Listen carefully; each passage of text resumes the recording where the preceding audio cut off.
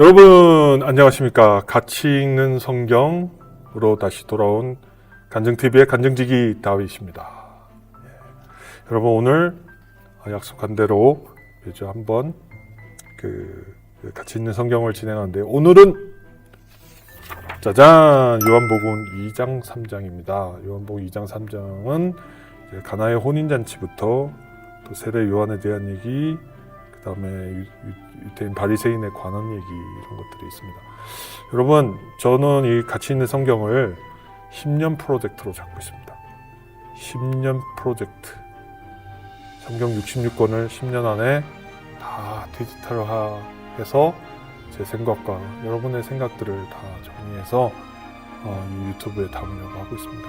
그래서 할 길이 많은데 지금부터 한 장이 아니라 한 두세 장씩 묶어서 빨리빨리 진행하는 게 좋을 것 같습니다. 일주일에 한 번 하려면 10년 가지고도 될까? 그때까지 하나님이 제 생명을 좀 더 연장해 주시기를 저는 바라고 있습니다. 자, 오늘 그러면 요한복음 2장, 3장으로 돌아와서 이제부터 시작하겠습니다. 자, 그러면 이제 2장 한번 들어가 보겠습니다. 2장은 이제 가나의 혼인잔치라고 예수님 첫 기적을 일으키시는 그 유명한 구절이 있는 곳이고요. 자, 한번 읽겠습니다. 사흘 되던 날에 갈릴리 가나에 혼인이 있어 예수의 어머니도 거기 계시고, 이 가나라는 지역은 갈릴리 지역에 있는 거고 지금은 아프리카 가나 아닙니다. 예전 아시안 게임 때 누군가가 이런 얘기를 해서 좀 우스운 적이 있었는데 가나라는 지역이 있습니다. 예수와 그 제자들도 혼인의 청함을 받았더니, 그러니까 이제 뒤에 나오겠지만 예수와 제자들이 예수의 어머니 마리아가 이 혼인을 하는 집안을 아는 사람이었던 것 같습니다. 그래서 그 초청을 받아서 이제 갔다는 얘기죠. 잠깐 그 이스라엘 민족의 혼인에 대한 풍습을 좀 알려드리면 7일간 잔치를 합니다. 7일간 잔치를 하는데 그 혼인 잔치를 할 때 정혼이란 걸 하거든요. 그 정혼을 하게 되면 1년간 다시 떨어져 있습니다. 1년간 부부가 정해지고 신랑은 다시 자기 집으로 돌아가고 신부도 자기 집에 대기하면서 우리나라로 따지면 약혼과 같은 개념이 정혼인데, 그래서 사실은 예수의 어머니이신 그 요셉하고 마리아 또 정혼 상태에서 예수님을 잉태하셨기 때문에 굉장히 당황스러운 상황이었죠. 그 정혼 관계 동안은 정말 그 신랑만 기다려야 되는 상황인데 임신을 했다고 생각하면 얼마나 황당하겠습니까? 그런 이제 풍습이 있다고 보시면 되고, 굉장히 잔치가 이제 막 벌어지죠.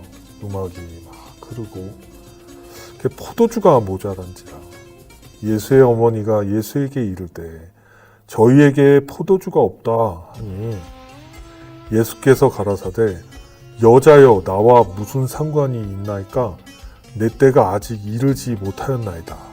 여기서 여자여 하는 거는 NIV나 다른 성경에도 킹제임스에서 봐도 woman이라고 나와 있어요. 근데 사실은 이 해석은 히브리 그때 이제 그 이스라엘 사람한테는 얘기하는 그 명칭이 있는데 제가 잊었습니다. 그 명칭이 굉장히 존중하는 명칭이었다고 합니다. 근데 그거를 다른 나라 말로 해석하기가 되게 어려워서 그냥 여자요 또는 영어 성경에서도 woman 이렇게 그냥 통칭한 거지, 우리나라도 사실 여자들에 대해서 표현하는 방식이 되게 다양하게 많지 않습니까? 우리나라만큼 표현이 다양한 글자도 없죠. 마찬가지로 여기에서 나오는 여자는 엄마한테 건방지게 여자요 그런 게 아니라 그렇게 해석하면 될 것 같아요. 어머니, 그게 나랑 무슨 상관이 있습니까? 때가 아직 이르지 않았습니다. 정중하게 얘기하는 걸로 생각하면 됩니다. 그 어머니가 하인들에게 이르되 너에게 무슨 말씀을 하시든지 그대로 하라 하니라. 어머니가 이제 불렀겠죠, 하인들을. 어머니는 이제 사실 예수님이 보통 분이 아니라는 걸 아니까 굉장히 자랑스러웠던 거예요. 거기 유대인의 결례를 따라 두 세통 드는 돌 항아리 6이 놓였는지라. 실제로 예루살렘에 가면 이 돌 항아리가 있습니다. 이 사진을 제가 하나 섭입할 건데요. 그 굉장히 무겁고 큰 거예요. 그래서 예수께서 저희에게 이르시되 항아리에 물을 채우라 하신즉 아구까지 채우니, 예수님이 처음에 어머니 마리아의 말을 내 때가 아직 이르지 않았는데, 그래도 어머니는 흐뭇하게 웃으시면서 하인들에게 명령을 했겠죠. 너희가 이분이 무슨 말씀을 하든지 그대로 하라. 그때 예수님도 웃으시면서 하셨던 거라고 생각합니다. 이게 첫 기적인데, 예수님이 요 7절의 말씀을 잘 봐야 돼요. 예수님께서 저에게 이르시되 항아리에 물을 채우라 하신즉 아구까지 채우니 이제는 떠서 연회장에 갖다 주라 하심에 갖다 주었더니, 연회장은 물로 된 포도주를 맛보고 어디서 났는지 알지 못하되 물 떠온 하인들은 알더라. 연회장이 신랑을 불러 말하되 사람마다 먼저 좋은 포도주를 내고 취한 후에 낮은 것을 내거늘, 그렇게 얘기했습니다. 자, 7절부터 10절까지 보면서 우리가 자세히 한번 생각해 볼 필요가 있습니다. 예전에 많은 기적을 행했던 모세도 그렇고 엘리야 선지자도 그렇고 많은 주술사들과 대적하고 바알신을 섬기는 이들하고 대적할 때 거창하게 진짜 주술사처럼 마술사처럼 이적을 행했나요? 그냥 말씀으로 의지해서 그 사람들은 다 했어요. 마찬가지로 예수님도 항아리에 물 채워라, 갖다 줘라. 다음에 나오는 오병이어 기적도 마찬가지입니다. 아무런 멋있는 연출이나 주술을 부리는 게 없습니다. 왜냐? 예수님이 말씀으로 이 모든 이적을 행하셨어요. 말씀하라는 대로 되는 거예요. 왜냐? 예수님은 세상을 창조하셨고 빛이 있으라 그럼 빛이 되었고, 빛과 어둠을 나누시고 그리고 사람을 만드시고 할 때 모든 건 그냥 말씀 하나로 이루어졌습니다. 그냥 말씀 하나로 되는 거지, 주술을 외우고, 죄송합니다만 부처님 불경 외우듯이 무슨 주문을 외우고 이게 아니지 않습니까? 왜냐하면 유일하게 세상에서 기적을 일으키실 분은 예수님, 하나님 한 분밖에 없어요. 간단하게 그냥 말씀대로 모든 게 다 되는 겁니다. 자, 그래서 계속 이어서 10절 다시 가겠습니다. 말하되 사람마다 먼저 좋은 포도주를 내고 취한 후에 낮은 것을 내거늘. 그 다음 절로 넘어갑니다. 그대는 지금까지 좋은 포도주를 두었다 하니라. 이 연회장은 뭐 하냐면 지금으로 말하면 웨딩 플래너입니다. 웨딩 플래너. 그러니까 웨딩을, 모든 결혼을 기획하고 하는 사람이죠. 와, 이런 좋은 포도주가 이제 나오냐, 이런 거죠. 예수께서 이 처음 표적을 갈릴리 가나에서 행하여 그 영광을 나타내심에 제자들이 그를 믿으니라. 깜짝 놀란 거죠. 예수님이 이분 보통이 아닌데 점점 이분이 궁금해지기 시작한 거죠. 그 후에 예수께서 그 어머니와 형제들과 제자들에게 함께 가버나움으로 내려가 거기서 여러 날 계시지 아니하시니라. 유대인의 유월절이 가까운지라 예수께서 예루살렘으로 올라가셨더니. 자, 유월절은 뭐냐면 유대인들이 출애굽을 할 때 그 출애굽을 기념하고, 그러니까 무교봉, 그러니까 누룩이 없는 빵과 그다음에 양고기를 먹었죠. 그래서 그 풍습이 있어가지고 유대인들은 오랫동안 그 모세의 출애굽, 한국으로 말하면 유월절이 광복절 같은 거예요. 애굽의 그 착취와 고통, 노예 생활로부터 벗어났다라는 걸 기념하기 위해서 유월절을 지켰거든요. 그래서 장안에 아주 들썩들썩할 수 있는 굉장히 중요한 절기입니다. 절기. 그래서 예루살렘 큰 도시로 이제 올라가셨어요. 그래서 성전 안에 소와 양과 비둘기 파는 사람들과 돈 바꾸는 사람들의 앉은 것을 보시고 노끈으로 채찍을 만드사 양이나 소를 다 성전에서 내어 쫓으시고 돈 바꾸는 사람들의 돈을 쏟으시며 상을 엎으시고 비둘기 파는 사람들에게 이르시되 이것을 여기서 가져가라. 내 아버지의 집으로 장사하는 집을 만들지 말라 하시니 정말 분노하셨어요. 다 엎으셨어요. 근데 이런 게 왜 그 하나님의 성소에 있었냐면 6월절이면 모두 다 죄를 이제 속죄하기 위해서 제물을 가지고 원래 와야 됩니다. 그들이 소와 양을 끌고 오고 그런 거 너무 귀찮으니까 거기 가면 모든 게 마련이 돼 있으니까 아주 뭐라고 해야 되나? 턴키 서비스. 턴키로 서비스 받을 수 있는 거죠. 거기서 그냥 제물 사서 바치는 거. 한마디로 정성과 성의가 없는 거죠. 그것도 감히 진짜 하나님의 처소인 성전을 그거를 가지고 있으니 얼마나 화나시겠어요. 예수님 하나님이신데. 내 아버지 집으로 장사하는 집을 만들지 말라 하시니 이거 우리 크리스찬이 좀 알아둬야 될 것도 있습니다. 교회 생활을 하다 보면 자기 비즈니스를 많이 생각할 때가 있어요. 아무래도 교회를 통해서 내 비즈니스가 좀 성장하길 바라는. 물론 서로 돕고 교제하는 면에서는 맞습니다. 근데 그것이 주님을 위한 목적이냐, 나 자신을 위한 목적이냐, 이걸 좀 생각해 봐야 되는 것 같아요.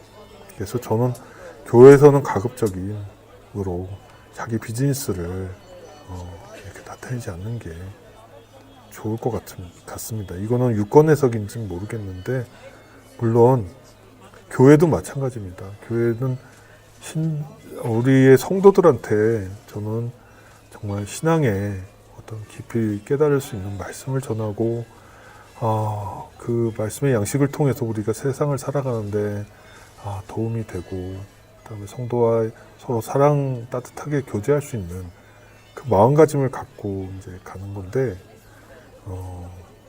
비즈니스를 하는 성도들을 향해서 비즈니스를 하는 그것이 만약에 어떤 선교의 목적이나 그런 기금 마련이면 모르겠는데 그게 하나의 어떤 장사화되고 그런 거는 좀 저는 그런 면에서는 좀 보수적인 생각을 갖고 있습니다.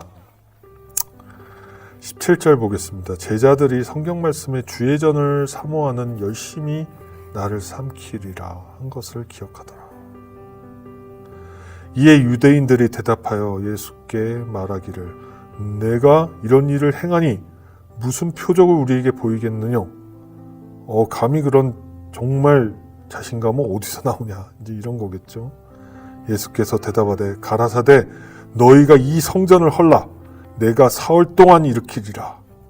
이거는 예수님께서 비유로 말씀하신 거죠. 이미 예수님은 나중에 십자가에 못 박혀 죽으실 것을 아시고 예수님을 못 박아 예수님이 희생을 당해서 돌아가시더라도 사흘 만에 죽은 자 가운데서 다시 부활하심을 미리 예견하신 건데 또한 저는 이런 생각도 해봅니다. 예수께서 만약에 정말 성전을 이 앞에 있는 성전을 헐라 그거를 사흘 동안이 아니라 그 자리에서도 이 성전을 다시 허문 성전을 일으키실 수 있는 힘이 있을까요? 없을까요? 당연히 있으시죠. 하지만 우리는 이거는 이제 비유로 예수님이 보이는 비유로 이렇게 해석해야 될 필요가 있다고 생각합니다. 자, 다시 위로 올라가서 20절 유대인들이 가로되 이 성전은 46년 동안의 지었건을 내가 3일 동안에 일으키겠니요 하더라. 처음에 요한복음 1장에서 보면 빛이 있으되 그걸 깨닫지 못하다. 어두움이 그걸 깨닫지 못한다. 그 내용 같아요. 이 성전을 이해를 못하는 거죠. 그들은 46년 동안 지었는데 어떻게 너가 3일 동안 일으키겠냐. 세상의 이치로는 어렵죠. 근데 아까도 말씀드렸다시피 이거는 예수의 몸을 말하는 거고요. 예수님이 앞으로 하셔야 될 미션을 말하시는 거고요. 하지만 예수님은 이것조차도 하실 수 있는 하나님이란 걸 여러분들은 아셔야 될 것 같습니다. 그러나 예수는 성전된 자기가 육체를 가리켜 말씀하신 것이라. 여기서 다시 부연 설명이 나오고요. 죽은 자 가운데서 살아나신 후에야 제자들이 이 말씀하신 것을 기억하고 성경과 및 예수의 하신 말씀을 믿었더라. 그때 가서 깨달았죠. 자, 6월절에 예수께서 예루살렘에 계시니 많은 사람들이 그의 행하시는 표적을 보고 그 이름을 믿었으나 예수는 그 몸을 저희에게 의탁치 아니하셨으니 이는 친히 모든 사람을 아심이요 또 친히 사람의 속에 있는 것을 아심으로 사람에 대하여 아무의 증거도 받으실 필요가 없음이니라. 예수님은 이적을 행하실 때도 가급적이면 그것을 숨기시려고 노력을 많이 했어요. 워낙 그때 당시 거짓 선지자도 많았고 정말 주술을 행하는 자도 많았고 그랬기 때문에 여기에 예수님과 사랑과 겸손이 나타난 것 같습니다. 자, 3장으로 가겠습니다. 바리새인 중에 니고데모라 하는 사람이 있으니 유대인의 관원이라. 관원이라 요새로 말하면 공무원이죠. 근데 그 니고데모는 바리새인 중에 깐깐한 게 아니라 탐구심이 굉장히 많았던 사람이었던 것 같아요. 뒤에 나오는데 그가 밤에 예수께 와서 가로되. 자, 밤에 왔다는 뜻은 다른 바리새인 눈치를 많이 본 것 같아요. 낮에 오면 저런 사람과 만나지? 예수님은 그때 당시에 그때 약간의 신분, 계급 그런 거는 없어도 그 남루한 옷차림에 제자들도 진짜 그냥 동네에 그 가난한 동네에 살던 사람들을 제자로 삼아서 다녔기 때문에 관원이 보는 입장, 또 바리새인 같은 우월주의에 있는 사람들 입장에서는 굉장히 업신여길 수 있는 사람이었어요. 나사렛에서 난 예수가 그들한테는 눈에 보이겠습니까? 그가 밤에 온 거는 궁금한 거예요. 기적을 일으키고 이적을 일으키고 굉장히 소문이 도는데 저 사람이 도대체 뭐 하는 사람이지 하고 궁금해서 온 겁니다. 예수께 와서 가로되 랍비여, 아직까지 선생님이라고 그러죠. 우리가 당신은 하나님께로서 오신 선생인 줄 아나이다. 그렇게 들었다라는 거지 이 사람이 확신을 하는 것 같진 않아요. 하나님이 함께 하시지 아니하시면 당신의 행하시는 이 표적을 아무라도 할 수 없습니다. 저는 이 해석에 다른 사람은 어떤 해석을 하는지 모르지만 제가 잘못 해석하면 다시 조심스럽긴 한데 두 가지 중에 하나가 아닐까. 정말 그런 확신을 갖기 위해서 오지 않았나, 아니면 이 사람이 정말 메시아인가? 라고 테스트해보는 진짜 멘트가 아닐까 하는 생각도 합니다. 그러면서 눈빛을 받겠죠? 그러나 예수님 미동이나 하겠습니까? 예수께서 대답하여 가라사대 진실로 진실로 내게 이르노니 사람이 거듭나지 아니하면 하나님 나라를 볼 수 없느니라. 진실로 진실로 이렇게 얘기한다는 의미는 정말 예수님이 정말 진실로 얘기하는 겁니다. 정말. 그러니까 이거는 정말 여러분들 중요하게 생각하고 묵상하셔야 될 것 같아요. 거듭나지 않으면 하나님의 나라를 못 본다. 육으로 난 자는 육이고 영으로 난 자는 영이라. 즉 거듭난다는 의미는 영이 다시 살아야 된다. 우리 크리스찬은 크리스찬 매직이 있습니다. 우리가 그 PC 게임 같은 거 하거나 어쨌든 아케이드 게임 같은 거 할 때 한 번 죽고 한 번, 두 번 살려주죠. 우리 크리스찬은 2번 죽습니다. 한 번은 육이 완전 식임을 받고 죽고 영이 살아나죠. 그게 거듭남이고요. 그 다음에 육과 영이 분리되는 정말 피지컬한 죽음을 맛보겠죠. 자, 니고데모가 가로되 사람이 늙으면 어떻게 날 수 있사나이까? 늙으면 어떻게 다시 낫냐 이거죠. 근데 영접하는 자는 내일 당장 죽어도 오늘 다시 태어나고 내일 주님을 영접하고 주님을 만나게 되는 거라고 봅니다. 자, 두 번째 모태. 이렇게 가서 두 번째 모태에 들어갔다가 날 수 있사나이까? 이건 세상의 이치죠. 다시 어머니 뱃속으로 들어가라. 지금 그런 얘기 있잖아요. 아들, 딸들이 말 안 듣고 부모가 아우, 야, 너 다시 들어가. 뭐 그런 농담도 하잖아요. 비슷한 것 같습니다. 예수께서 대답하시되 진실로 진실로 내게 이르노니 사람이 물과 성령으로 나지 아니하면 하나님 나라에 들어갈 수 없느니라. 다시 날 때 물과 성령으로. 여러분, 세례를 받는 게 굉장히 중요합니다. 세례를 받는 순간 그 사람은 하늘나라의 생명책에 기록이 됩니다. 그리고 주님을 영접하는 마음을 갖게 되는 거죠. 육으로 난 것은 육이요, 이제 나오네요. 성령으로 난 것은 영이니 내가 내게 거듭나야 하겠다 하는 말을 기이 여기지 말라. 이상하게 생각하지 말라. 세상의 이치를 어떻게 알겠습니까? 세상의 이치가 하늘의 이치를 어떻게 알겠습니까? 바람이 임의로 불매 내가 그 소리를 들어도 어디서 오며 어디로 가는지 알지 못하나니 성령으로 난 사람은 다 이러하느냐. 바람이 어디서부터 오는지 어디서 시작되는지 잘 모르잖아요. 그러니까 성령이 어떻게 오는지 다 이러느냐 하시면 될 것 같아요. 니고데모가 대답하여 점점 궁금해지는 겁니다. 가로되 어찌 이러한 일이 있을 수 있나이까? 예수께서 가라사대 너는 이스라엘의 선생으로서 이러한 일을 알지 못하느냐. 꾸짖으신 듯한 거죠. 진실로, 다시 한번 진실로가 세 번째 나옵니다. 진실로 진실로 내게 이르노니 우리 아는 것을 말하고 본 것을 증거하노라. 그러나 너희가 우리 증거를 받지 아니하는도다. 이건 앞에 있을 일도 예견하신 거예요. 내가 3년 동안 이적을 행하고 진리의 말씀을 가르친데도 사람들은 깨닫지 못하고 지금도 유대인은 깨닫지 못해요. 예수를 부인하고 인정 안 합니다. 내가 땅의 일을 말하여도 너희가 믿지 아니하거든. 하물며 하늘 일을 말하면 어떻게 믿겠느냐. 우리가 믿지 않는 거, 정말 말씀을 잘 믿지 않는 거는 내 마음에 사탄의 영이 더 많기 때문입니다. 그 영을 지우려고 노력하십시오. 그러면 여러분은 모든 것을 말씀을 다 받으실 수가 있습니다. 깨끗이 비우세요. 그리고 주님의 말씀만 내 안에 받아들이셔야 됩니다. 하늘에서 내려온 자 곧 인자 외에는 하늘에 올라간 자가 없느니라.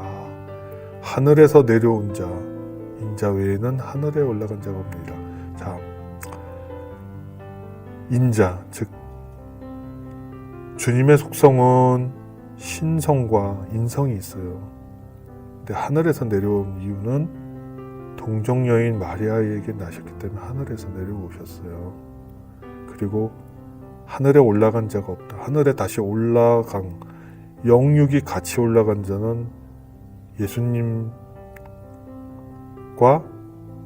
엘리야밖에 없어요. 사실 모세도 설은 있는데 저는 잘 모르겠습니다. 영만 보통은 우리가 죽으면 올라가죠.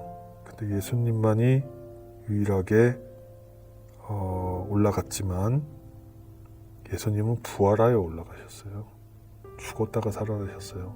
죽었다가 부활해서 올라간 이는 예수밖에 없습니다. 또 그 전에 하늘에서 내려온 자도 예수님밖에 없어요. 엘리야도 안 그런 거예요. 엘리야도 육으로 태어나서 선지자가 된 거고 너무 하나님이 기뻐 받으셔서 영육이 한꺼번에 들려 올라갔어요. 그러나 어쨌든 하늘에서 내려온 자가 또 인자이면서 신성을 가진 오직 예수님 외에는 하늘에 올라간 자가 없느니라. 모세가 광야에서 뱀을 든 것 같이 인자도 들려야 하리니. 자, 여긴 모세의 그 광야 생활에서 불뱀한테 하나님 말씀을 거역한 백성들이 불뱀한테 물려서 죽어가는 사건이 있습니다. 그래서 하나님의 명을 받아서 놋뱀을 만듭니다. 모세가. 그 놋뱀을 쳐다보는 자들은 다 그 뱀의 독에서부터 낫고 살아났어요. 그건 이미 노뱀이 십자가의 형상을 하고 있는 거고 예수님이 앞으로 오실 거를 이미 모세 시대에 다 예언을 하신 거예요. 그래서 인자도 다시 들려야다. 이거는 무슨 뜻이냐면 crucify, 십자가에 못 박힌다는 뜻입니다. 그래서 이는 저를 믿는 자마다 영생을 얻게 하려 하십니다. 노뱀을 쳐다본 자가 다 낫듯이 주님이 십자가에 못 박혀 달려 올라가시고 그 대속의 피를 흘리신 걸 믿는 자는 영생을 얻는다는 뜻입니다. 자, 그럼 16절 가겠습니다. 하나님이 세상을 이처럼 사랑하사 독생자를 주셨으니 이는 저를 믿는 자마다 멸망치 않고 영생을 얻게 하려 하심이라.